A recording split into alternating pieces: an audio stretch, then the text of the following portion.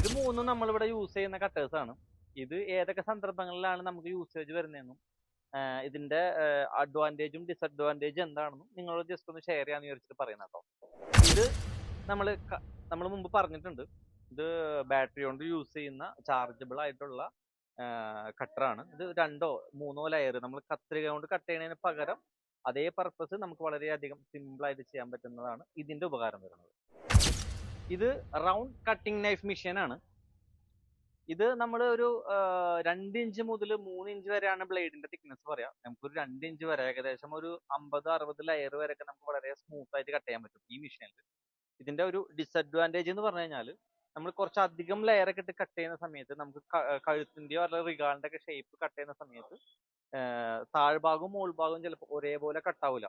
അപ്പൊ അതുകൊണ്ട് ചിലപ്പോൾ കട്ടിങ്ങിൽ മിസ്റ്റേക്കുകൾ വരാറുണ്ട്. ഇതാണ് നമ്മുടെ താരം സ്ട്രൈറ്റ് കട്ടിംഗ് മെഷീൻ.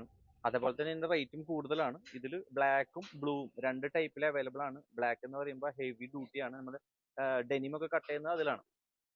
ഇതിൽ നമുക്ക് 5 ഇഞ്ച് മുതൽ അല്ലെങ്കിൽ 7 ഇഞ്ച് മുതൽ 12 ഇഞ്ച് വരെ ഈ ബ്ലേഡിന്റെ തിക്നെസ് അത്രയ്ക്കും ലെയർ നമുക്ക് കട്ട് ചെയ്യാൻ പറ്റും.